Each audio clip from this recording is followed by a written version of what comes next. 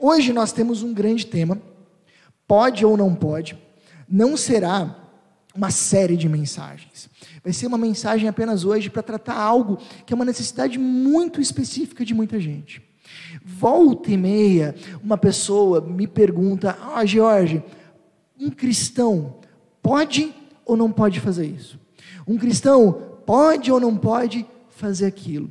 E eu já recebi muitos pode ou não pode, e a gente decidiu então separar um encontro, para a gente falar como nós vivemos isso, como nós decidimos esse tipo de coisa, como nós aprendemos a discernir esse tipo de coisa, tá bom? Bom, pessoal, os pode ou não pode, que eu mais costumo ouvir, para vocês terem uma ideia, é pode ou não pode tatuagem? Isso é uma grande pergunta. Outro pode ou não pode que eu costumo muito ouvir é, Jorge, cristãos podem ouvir qualquer tipo de música ou só pode ouvir música cristã? Talvez você já se perguntou isso. Ou, vamos lá, cristãos podem assistir TV? Claro que sim. Bom, tem algumas igrejas que falam que não. Mas mesmo que para você está tranquilo, me diga uma coisa, será que nós como cristãos poderíamos assistir qualquer tipo de filme ou série? Mesmo aquelas que talvez tenham mais cenas de violência, ou que tenham um conteúdo mais explícito na área sexual? Vamos lá, cristãos poderiam assistir 50 Tons de Cinza, por exemplo? E aí? Outra pergunta, pode ou não pode tomar bebida alcoólica? Sim ou não? Até que ponto? Como é que funciona isso? Pode ou não pode cristão ir para balada, para festa? Para o carnaval que a gente teve algumas semanas atrás, pode ou não pode? Nós, como cristãos, será que a gente pode levar nossos filhos para o Halloween, vestir eles de bruxinha, de diabinho, ou não sei o que, levar para a festa de Halloween tranquilamente? Ou não pode? Ou ainda, pode jogar na loteria? Já ouvi essa também. Pode jogar na loteria? E se der o dízimo? Se ganhar e dar o dízimo, e aí? Eu não sei se vocês já fizeram perguntas desse tipo, de pode ou não pode. Talvez outras ainda, vocês já fizeram no coração de vocês. Mas a grande questão é como a gente lida com isso. Eu já vi pessoas lidando com esse tipo de coisa de forma muito extremada. Eu já vi, por exemplo, pessoas que viam o pecado e o diabo absolutamente em tudo, em tudo. Chamavam antena parabólica de antena diabólica, porque está louco, isso é uma coisa do inferno. Ou não compravam maionese Hellmann's, porque começava com hell no começo, e hell é inferno em inglês. Ou, enfim, sabe, gente que acaba vendo realmente pecado em tudo, e acaba vivendo uma vida pesada, uma espiritualidade cansativa e doente. Por outro lado, eu já vi pessoas também que querem andar com Jesus, querem viver com Deus, mas absolutamente nem cogitam que isso vai mudar o seu modo de viver. Acreditam em Deus como uma espécie de força espiritual que simplesmente abençoa os meus planos, não como um Deus todo-poderoso que nos guia, que como um Pai amoroso tem uma vontade para a nossa vida e que nós precisamos tentar buscar essa vontade no nosso coração, na nossa vida, buscar esses caminhos do Criador para a gente. Então eu já vi pessoas que vivem como uma prisão e já vi pessoas que vivem com Jesus, mas absolutamente nem se preocupam em buscar a vontade dele. O que a gente quer hoje é encontrar um caminho saudável, que seja ao mesmo tempo leve, mas também comprometido. E para isso a gente vai usar um texto guia na Bíblia que é fantástico. No primeiro século, tinha uma igreja cristã que ficava numa cidade grega chamada Corinto. A cidade de Corinto, ela era uma cidade portuária, e como uma cidade portuária, ela recebia pessoas do mundo inteiro, pessoas das mais diversas culturas e, por consequência, pessoas das mais diversas religiões. E justamente por isso, nessa cidade, tinha um número impressionante de templos dos mais diversos deuses. E a grande maioria desses deuses, uma forma importante de agradá-los, era fazendo sacrifícios de animais para eles. Isso era uma maneira muito comum na antiguidade. Mas aí o pessoal ia lá, ia para o templo, levava, não sei, um boi ou algum outro animal que de alguma forma pudesse ser sacrificado. E o que se fazia com toda essa carne? Boa parte dela não era consumida no sacrifício. Então, com a carne excedente, muitas vezes essa carne era vendida depois no açougue. Só que por ela ter vindo de um templo e ter passado por uma cerimônia religiosa, ela era vendida mais barata. Então, por exemplo, você poderia comprar aí uma picanha, de repente, por 60% do valor. Não seria mau negócio, né? Mas alguns cristãos começaram a se perguntar, será que isso pode? Porque afinal de contas, essa carne é boa, é barata, era uma carne excelente, porque para os deuses se oferecia o melhor, mas ela veio de um templo de um outro Deus. Pode ou não pode? Imagina, né? Se a gente pudesse comprar uma carne que a gente soubesse que veio, por exemplo, de um terreiro de Umbanda. E aí, pode ou não pode? Como é que fica? Bom, eles perguntaram essa questão de pode ou não pode para o apóstolo Paulo. Apesar de provavelmente esse não ser um dilema da nossa época, pelo menos nunca ninguém me perguntou esse tipo de coisa, mas a maneira como Paulo lida com essa situação e como ele orienta os cristãos daquela época é uma orientação para nós ainda hoje. E eu queria ler isso com vocês. 1 Coríntios 8:1 diz o seguinte, quanto à pergunta sobre a comida sacrificada a ídolos, sabemos que todos temos conhecimento a esse respeito. Primeira coisa, Paulo busca conhecimento. Busca conhecimento aonde? Nas Escrituras, na Bíblia. E ele vai pegar toda a argumentação dele para entender agora se pode ou não pode, a partir da Bíblia. Olha só. Então, o que dizer quanto ao alimento oferecido a ídolos? Bem, todos nós sabemos que, na verdade, o ídolo nada vale neste mundo e que há somente um Deus. Sim, é fato que existem os que são chamados de deuses, por assim dizer, nos céus e na terra, e há pessoas que adoram muitos deuses e muitos senhores. Para nós, porém, há somente um Deus, o Pai, por meio de quem todas as coisas foram criadas e para quem vivemos. E há somente um Senhor, Jesus Cristo, por meio de quem todas as coisas foram criadas e por meio de quem recebemos vida. Então, o que ele está dizendo para o pessoal lá? Gente, olha só, existem outros deuses de verdade? Não. Nós acreditamos que só existe um Deus, certo? Então, aqueles outros deuses, eles são alguma coisa? O que eles são? Eles são estátuas, são obra da imaginação das pessoas, não são deuses de verdade. Eles não são nada. Então, sacrificar eles não seria tanto problema, ok. Agora me diga uma coisa, nós acreditamos em um Deus que é o Criador de todas as coisas. Então, quem fez esses animais? Foi Deus. Então, esses animais, essa carne que foi sacrificada, ela é propriedade de quem? Acompanha comigo, de um ídolo que não existe, ou do Deus Criador de todas as coisas. Pertence a quem? Pertence ao Deus Criador. Então pode. Não tem problema. Paulo está dizendo, olha aí, a picanha é de Deus, né? Deve ter gente que está no coração dizendo amém, né? Picanha de Deus, amém. Isso aí. Pode. Mas percebe que ele pega essa argumentação aonde? Na Bíblia. Gente, para nós decidirmos os pode e não pode, tem um lugar que tem todas as respostas, que é a Bíblia. Claro, ela não está às vezes organizadinha e tal, mas as respostas que nós precisamos estão lá, ou de forma muito clara, porque isso já era um dilema na época dos autores, então está lá de uma forma explícita, ou às vezes não era um dilema naquela época, por isso não tem uma orientação explícita, mas os princípios que nós encontramos nas Escrituras nos ajudam a resolver essas situações. Por exemplo, Paulo não tinha naquele momento uma orientação específica sobre aquilo, mas o que ele entendia da Bíblia, sobre o que eram os ídolos, o que não eram, ajudou ele a encontrar a resposta para aquela situação. Deixa eu dar alguns exemplos para vocês, de respostas que nós encontramos na Bíblia. Vamos lá, bebida alcoólica. Pode ou não pode?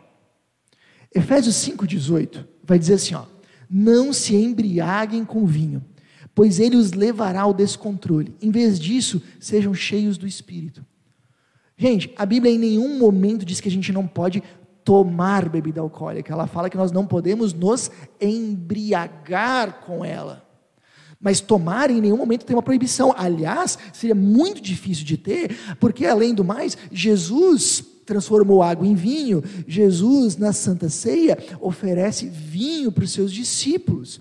E aí tem muita gente que força um pouquinho a barra, dizendo, não, mas é que na época o vinho não era alcoólico. Mas se ele não fosse alcoólico, como é que a gente iria se embriagar com o suco de uva? Por que tem uma orientação para não se embriagar se ele não era alcoólico? Então, a Bíblia ela não defende que a gente não possa tomar, ela defende que a gente não use em excesso, não se embriague. Ela ainda explica por quê, porque daí a gente perde o controle. Aí a gente acaba fazendo coisas que depois a gente se envergonha, ou que a gente se arrepende. Aí a gente pede, às vezes, inclusive, prejudicar alguém. A gente pode conseguir brigas em casa, prejudicar relacionamentos, construir um vício. Então, não, até certa medida não tem problema, mas a partir do momento que você se embriaga, aí sim. Difícil? Não. E a resposta está ali para nós. Uma outra questão, por exemplo, é tatuagem. Tatuagem foi uma pergunta que já me fizeram bastante.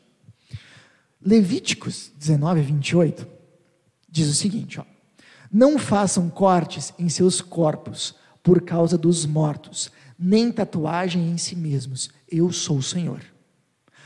Então não pode. Está dizendo ali que não pode. Sim, mas eu gosto de dar esse exemplo porque tem 2 princípios que a gente precisa aplicar sempre nesses podes ou não pode. Primeiro, leia o capítulo inteiro, não só o versículo.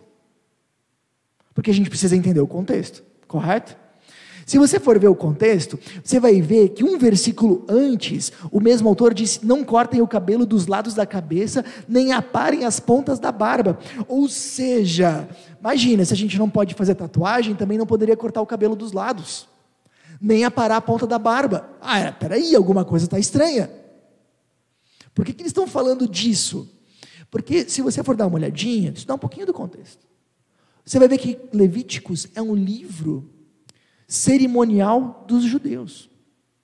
Tá, Jorge, mas o que disso se aplica para a nossa vida? Como é que eu vou saber? A gente só precisa entender o que os apóstolos já decidiram. Porque em Atos 15, eles fizeram uma reunião, os apóstolos de Jesus, para decidir o que os cristãos que não vieram de origem judaica precisariam seguir dos costumes judeus, para que eles pudessem conviver minimamente.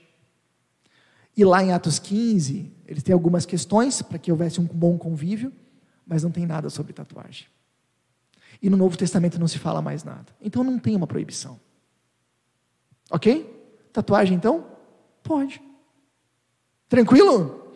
Outra coisa, música. Música pode ser só música cristã.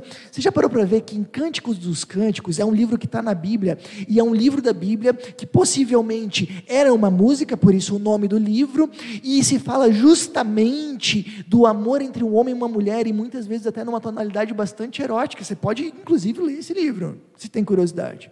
Então, se na Bíblia tem um livro que fala do amor de homem e mulher, que foi Deus quem fez, o Criador de todas as coisas. Lembra quando Adão e Eva ainda estavam no jardim do Éden, antes do pecado?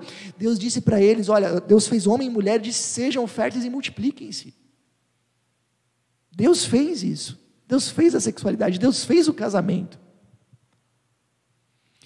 Então não tem problema se a gente ouve músicas que falam disso, contando que sejam boas músicas, que falem de uma forma bonita daquilo que Deus fez. Não de uma forma, não trazendo algo que é lindo que Deus fez de uma forma banal, de uma forma vulgar, de uma forma feia. Então o que a gente entende, pessoal? Não é que a gente agora tem que separar entre música sagrada e música secular, e agora a gente só ouve música sagrada. Não, a gente tem que separar entre música boa e música ruim.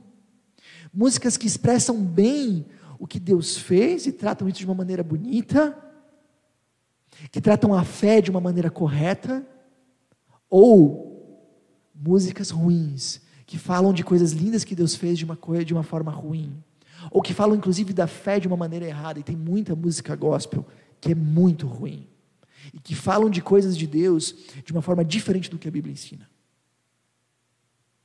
Ok? Está dando para entender os pode ou não pode? Mas qual que é a grande questão? A grande questão é a seguinte, olha só, John Stott, Um dos maiores teólogos da nossa época, que escreveu o livro Crer é Também Pensar, ele disse o seguinte: muitos cristãos creem erroneamente que a fé é oposta à razão.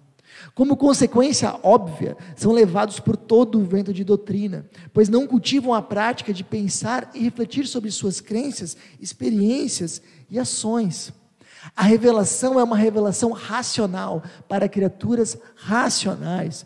Nosso dever é receber a mensagem, nos submeter a ela, buscar entendê-la e relacioná-la com o mundo no qual vivemos. Ele está dizendo, gente,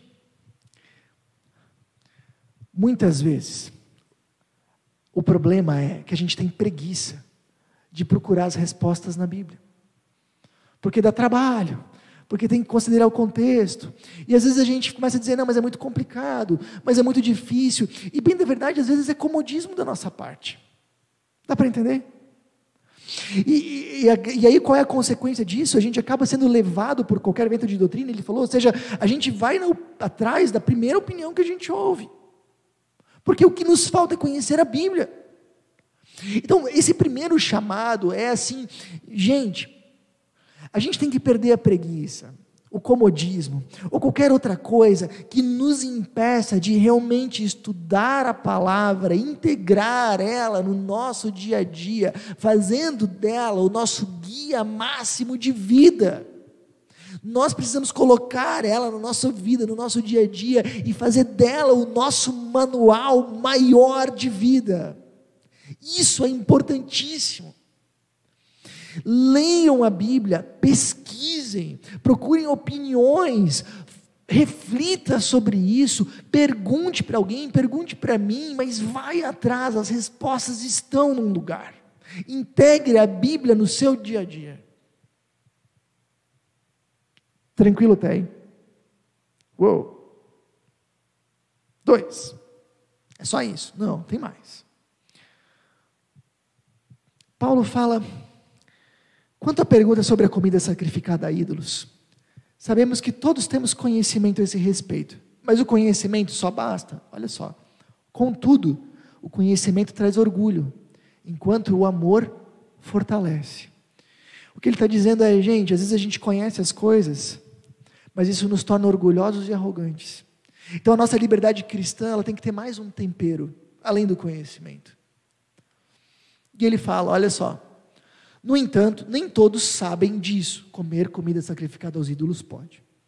Alguns estão acostumados a pensar que os ídolos são de verdade, de modo que ao comer alimentos oferecidos a eles, imaginam que estão adorando deuses de verdade, e sua consciência fraca é contaminada. Contudo, tenham cuidado para que sua liberdade não leve outros de consciência mais fraca a tropeçarem. Pois se alguém vir você, que diz ter um conhecimento superior, comer no templo de um ídolo, acaso não será induzido a contaminar a própria consciência ao ingerir alimentos oferecidos a ídolos? O que ele está dizendo? Gente, tem pessoas que até semana passada, 3 semanas atrás, estavam lá nesses templos adorando esses outros deuses. Eles são cristãos há pouquíssimo tempo. E por causa da sua história, eles cresceram aprendendo que os ídolos existem de verdade, que os deuses existem de verdade. Então para eles, verem vocês comendo comida sacrificada a eles é estranho. Eles vão começar a pensar assim, caramba, olha lá o George, comendo no templo do Deus não sei o quê. E daqui a pouco ele vai ter vontade de ir lá também, só que ele não vai com a consciência tranquila, porque ele sabe que os ídolos não existem e que o Deus é o Criador de todas as coisas. Não, ele vai com a consciência pesada, eu não devia estar aqui, o que eu estou fazendo aqui? E aí esse ele está errando, porque ele está indo contra a consciência dele. E talvez daqui a pouco ele comece a desanimar da caminhada de fé, afinal de contas ele fala, eu não consigo seguir a Jesus. E aí o Paulo está dizendo, não só busque conhecimento, tenha sensibilidade com as pessoas ao teu redor. E ele continua, assim por causa do seu conhecimento superior, um irmão fraco pelo qual Cristo morreu, acaba se perdendo. E quando vocês pecam contra outros irmãos, incentivando-os a fazer algo que eles consideram errado, pecam contra Cristo. Portanto, se aquilo que eu como faz um irmão pecar, nunca mais comerei carne, pois não quero fazer meu irmão tropeçar. Ele diz, olha só, se no final eu vou fazer uso da minha liberdade e vou acabar prejudicando uma pessoa que está começando a seguir Jesus agora, então por amor a essa pessoa, pela qual Jesus morreu, eu posso abrir mão da minha liberdade. Afinal de contas, se eu sou livre, eu sei dizer não. Eu sei abrir mão. Senão, eu não sou mais livre. Então, o que o Paulo está dizendo aqui, gente, é: busque conhecimento. E entenda que biblicamente pode ou não pode. Deus tem a sua vontade. A gente busca como cristãos, como discípulos de Jesus, o que é a vontade dele. Mas a partir desse momento, a gente também começa a ter sensibilidade com as pessoas que estão ao nosso redor. Deixa eu contar uma história para vocês. Na cidade que eu morava antes de Chapecó, era uma cidade pequena, eu tinha alguns amigos, e eram bem amigos meus, assim, bem queridos. Eles iam na igreja também, gente boa, e eles gostavam bastante de jogar sinuca. E sinuca, gente, sinuca não é pecado, né? Tá tudo certo, né? Sinuca é uma coisa muito bacana. Ufa, né? Show. E aí eles gostavam muito de jogar sinuca, e a gente era bastante amigo, e eles disseram: Jorge, vamos jogar sinuca com a gente um dia? Vamos, cara. Não sei jogar direito, mas eu vou junto, pela amizade aí. Só que cidade pequena tem um problema. O único lugar para você jogar sinuca é aonde? No bar. Não tem outro lugar, você vai no bar.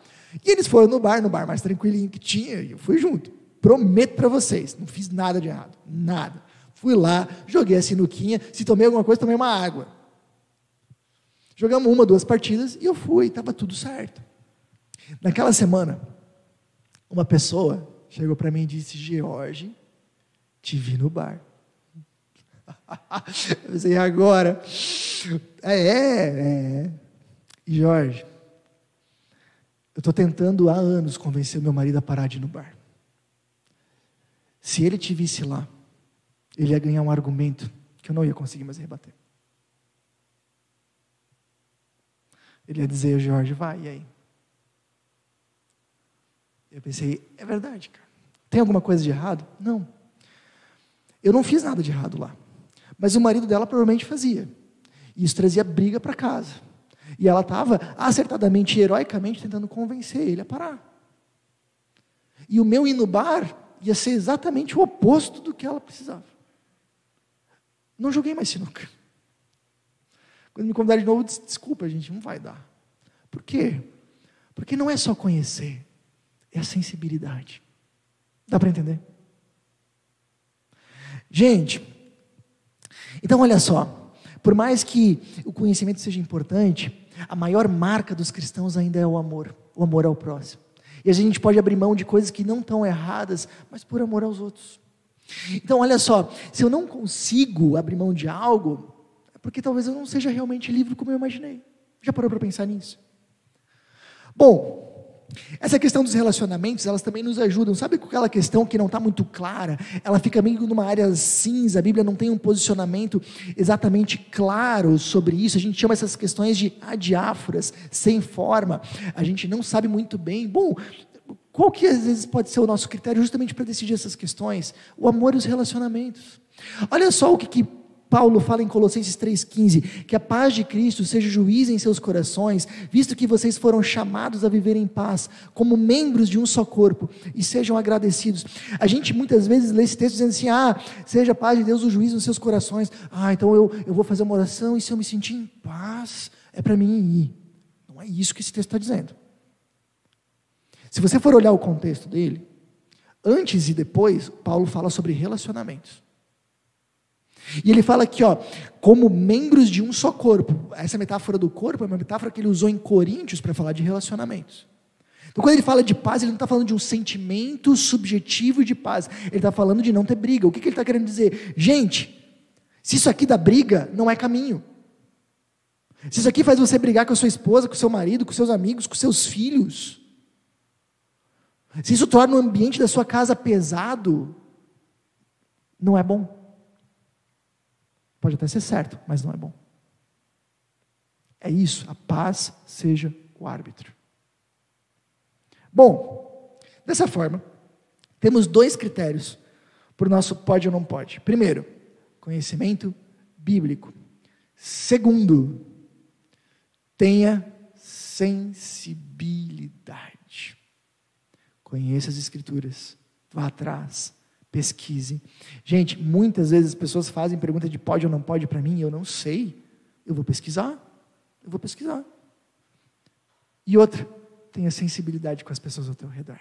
Terceiro e último princípio, olha só, Paulo fala ainda em 1 Coríntios 8, o seguinte, não obtemos a aprovação de Deus pelo que comemos, nem perdemos nada se não comemos, e se comemos, nada ganhamos. Estou dizendo, peraí gente, vocês entenderam uma coisa? Não é o pode ou não pode, que vai fazer com que a gente seja aprovado por Deus ou não. Ué, não? Não. O que as pessoas, muitas vezes daquela época, quem vivia como judeu, ou quem vivia nesses tempos pagãos, tinha o mesmo pensamento em comum. Eu preciso fazer tudo certinho, para de alguma forma agradar a Deus, eu preciso viver como os deuses mandam, para mim poder agradar a eles, para de alguma forma ser salvo por eles. Então, a gente precisa precisa cuidar com o que a gente come, com o que a gente fala, para de alguma forma a gente ser aprovado por Deus. E o que o Paulo está dizendo é que os cristãos vivem numa base completamente diferente. O que o cristianismo ensina é que por mais que a gente se esforçasse, por mais que a gente tentasse, nós nunca conseguiríamos sermos bons o suficiente. Nós nunca conseguiríamos chegar no patamar de ser humano que nós deveríamos chegar, que Deus considera como bom, que nós seríamos se não fosse o pecado. Então a gente, na verdade, para o cristianismo nós somos causas perdidas, a gente nunca conseguiria chegar lá, e a consequência do nosso pecado, da nossa rebeldia com Deus é a morte. Por isso a gente precisa de um Salvador, que obedeceu de forma perfeita, que mereceu a salvação porque foi perfeito, que agradou a Deus em todos os sentidos, e que quando morreu na cruz, trocou de lugar com a gente, e que quando nós cremos nele, nós recebemos o perdão dos nossos pecados, porque Ele pagou a conta dos nossos pecados. Ele pagou a nossa dívida, as consequências dos nossos erros Ele pagou, e nós recebemos agora a nossa salvação, porque esse Jesus, que realmente é Filho de Deus, e que herdou o céu e a eternidade, Ele nos dá isso de presente, nos torna Filho de Deus e herdeiros do reino. Então nós não somos salvos pelos pode ou não pode, nós somos salvos por aquilo que Jesus fez por nós. Nós somos salvos não por obras, mas por graça, pura graça, presente, dádiva de Deus. Efésios 2:8 diz: vocês são salvos pela graça, por meio da fé. Isso não vem de vocês, é uma dádiva de Deus, não é uma recompensa pela prática de boas obras, para que ninguém venha a se orgulhar. E aí isso é importante. Claro que o fato de a gente receber a salvação de presente não significa que a gente simplesmente vai fazer o que a gente bem achar, sem se importar com o que Deus pensa, mas vai mudar completamente como a gente lida com os pode ou não pode. Deixa eu explicar isso para vocês. Eu sou filho de pastor, meus pais inclusive devem estar vendo a transmissão, beijo para vocês. E quando eu era criança, filho de pastor, na igreja, tinha um certo olhar diferente para mim. Afinal de contas, era o filho do pastor. Então, se eu não me comportava bem, de certa forma, tinha uma cobrança diferente para mim. Dá para entender? Só que como é que eu vivia isso? De uma forma tranquila, não era pesado. Por quê? Porque a aceitação, a aprovação dos meus pais não estava em jogo. Não estava em jogo. Eu sabia que me comportando bem ou mal, eu continuaria sendo filho deles, aceito e amado. Continuaria. Poderia ganhar umas broncas a mais, mas continuaria aceito e amado. Agora, justamente por ser aceito e amado por eles, eu não queria envergonhar eles. Dá para entender? Eu não queria criar situações que fossem constrangedoras para os meus pais, que eu amava tanto.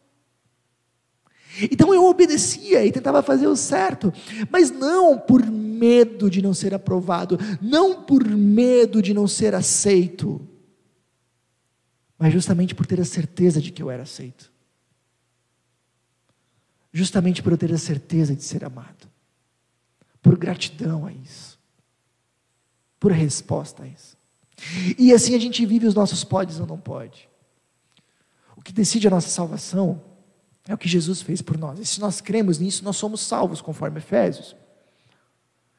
Mas a gente busca fazer o que é certo, o que agrada a esse Deus, justamente em resposta e gratidão ao amor dele. Dessa forma tudo fica muito mais leve, os nossos podes ou não podes, ficam muito mais tranquilos, e ficam na base certa, não na base do medo, mas na base do amor e da gratidão.